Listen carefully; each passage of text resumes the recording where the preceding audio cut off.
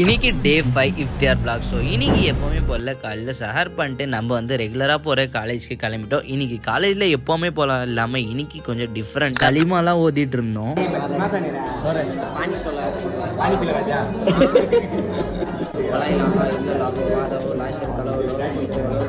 பாஞ்சங்களிமா போல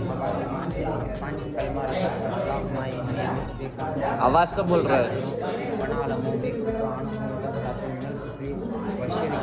இதில் எதுவுமே உங்களுக்கு புரிஞ்சிருக்காதுன்னு தெரியும். சும்மா நம்ம வந்து பார்த்தீங்கன்னா ஃபன் பண்ணிட்டு இருந்தோம். அதுக்கப்புறம் களிமெல்லாம் முடிச்சதுக்கப்புறம் காலேஜில் விளையாடிட்டு அதுக்கப்புறம் பார்த்தீங்கன்னா எப்போவுமே போல் நம்ம அசர் தொழுக்கு கிளம்பிட்டோம். இன்னைக்கு அசர் தொழுக்கு எங்கே போகிறோம் அப்படின்னு பார்த்தீங்கன்னா நம்ம செங்கம்ல இருக்கிற ஜாமியா மஜித், பெரிய மஜித்னு சொல்லுவாங்க. இது நம்ம கைதமல்ல தெருவில் இருக்குது. ஸோ இங்கே பார்த்தீங்கன்னா நம்ம ஒசு பண்ண போயிட்டோம். ஃபஸ்ட்டு பார்த்தீங்கன்னா போயிட்டு ஒசு பண்ணிட்டு ஒரு வழியாக பார்த்தீங்கன்னா அசர் தொழுகைக்கு உள்ளே போயிட்டோம். உள்ளே போயிட்டு தொழுகையெல்லாம் முடிச்சதுக்கப்புறம் வெளியே வந்து சமோசா வாங்க வந்துட்டோம். சமோசா ஒரு வழியாக வாங்கிட்டு இது ஃபைனலாக வீட்டுக்கு வீட்டுக்கு வந்து பார்த்தோன்னா பார்த்தீங்கன்னா இன்னைக்கு வீட்டில் டிஃப்ரெண்டாக ஃப்ரூட்ஸ் எல்லாமே சூப்பராக வச்சிருந்தாங்க. அந்த ஐஸ் வாங்கிட்டு வந்து இந்த கிரீன் கலர்ல தெரியுது இல்லைங்க, இந்த ஃபாலோட தான் அந்த ஐஸ் வந்து போட்டு ஒரு வழியா துவாலாம் கேட்டு முடிச்சதுக்கப்புறம் நம்ம நோம்பு திறந்து ஃபர்ஸ்ட் பார்த்தீங்கன்னா எப்பவுமே போல டேட்ஸ் எடுத்து வாயில போட்டு அதுக்கப்புறம் சமோசா எடுத்து வாயில போட்டு லாஸ்ட்டாக அந்த ஃபாலோட எடுத்து சாப்பிட்டா பாருங்க, சூப்பராக இருந்தது. அதுக்கப்புறம் ஒரு வழியா எல்லாம் நோம்புலாம் சூப்பராக திறந்து முடிச்சுட்டு நம்ம மக்ரிப் தொழுகைக்கு போயிட்டோம். நம்மளுடைய கடை முடிச்சுட்டு அதுக்கப்புறம் பார்த்தீங்கன்னா இஃப்தியார் வீடு இருந்தாங்க. இன்னைக்கு இஃப்தியார் வீடு இருந்து யாரோடது அப்படின்னு நம்ம குட்டி பொலியோடு தான். இவன் வந்து வாங்க சாப்பிடு அப்படின்னு விடவே மாட்டேன். சரி எல்லாரும் சாப்பிட்றாங்க, நம்ம எங்கடா அட்டி போடலாம்னு நினச்சிருக்கும் போது என் ஃப்ரெண்ட்ஸ் எல்லாருமே என்னை போய் விட்டு உக்காந்துட்டாங்க. அங்கே உட்காந்து சாப்பிட்டுட்டே இருக்கும்போது பாருங்க